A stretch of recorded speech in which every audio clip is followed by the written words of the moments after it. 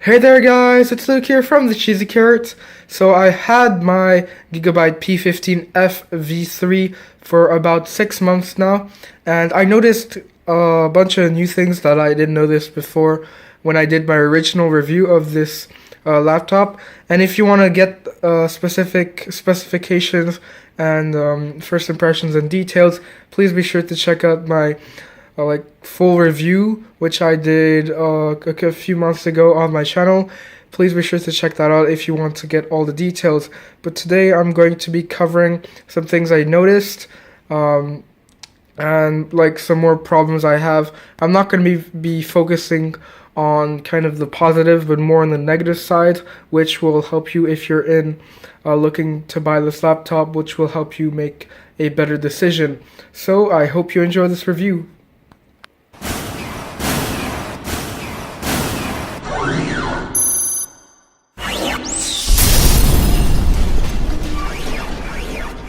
So starting with the outside, this kind of part right here, I don't know if the camera can see it, but there have been quite a few kind of minor scratches on the surface. From far you can't really see them, but up close it's kind of like the kind of protective layer kind of scratched off. It's very minimal, so basically on the surface I don't have any issues in terms of build quality. It's still really solid, but I'll talk more about that in just a second.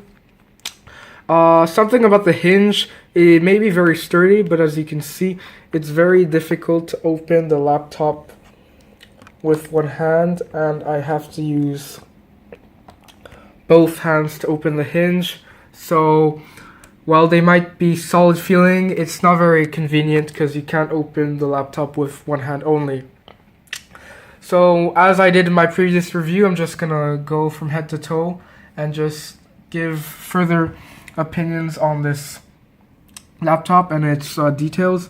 So up top, if it focuses, the webcam, as I think I said in my previous review, is absolute garbage. So if you want to record yourself streaming or just talking to the camera, please be sure to use your phone or get a separate webcam.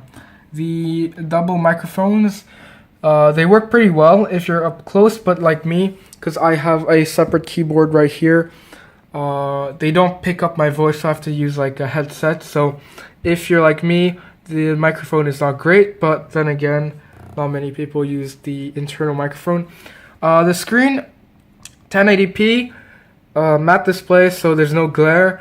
Some issues I have is it's kind of it's not very bright, so even at full brightness it's not very bright.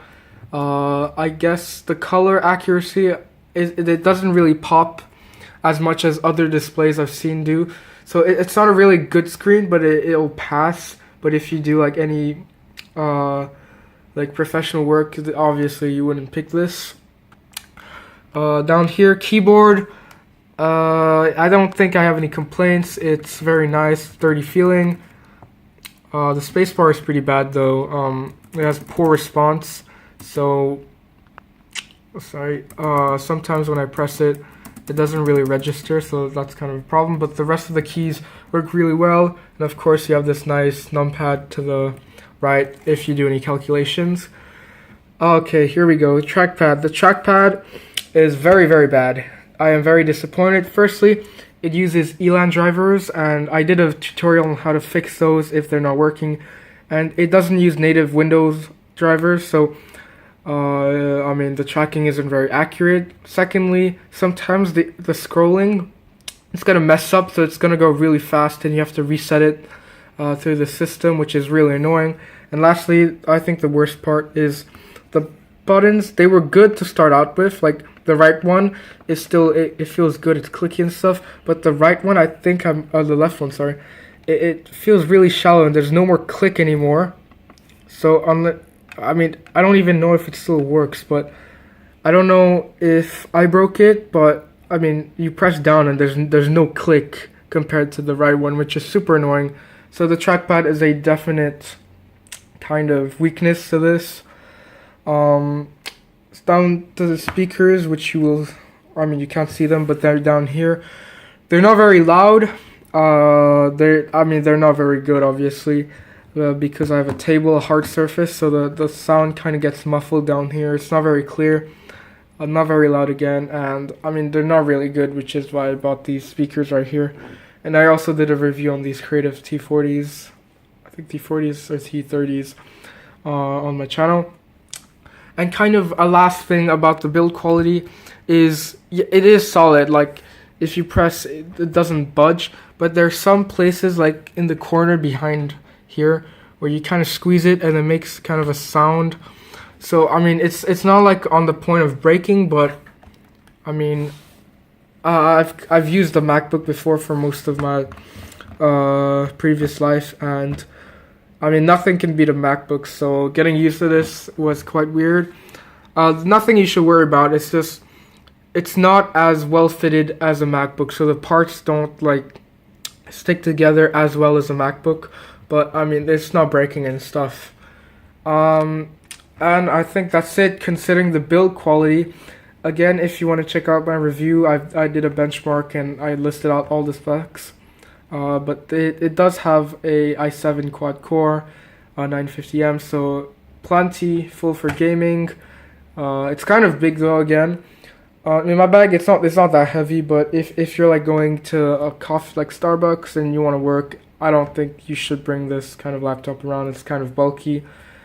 At school, I'm fine with it. It's kind of big on the desk, but it is a 15-inch gaming laptop. In terms of design, it's nice. It doesn't really stand out like my friends. They're like, oh, I mean, they obviously know it's a gaming laptop because it's big and it's not a MacBook, but it doesn't strike out like, you know, MSI or Asus with all the red accents. So it's kind of discreet, but then again, as a 15-inch laptop, it's quite obvious it's for gaming. But I think that wraps up my kind of after 6 months review of the Gigabyte P15F V3. Be sure to leave a like, subscribe, and check out my other videos as well.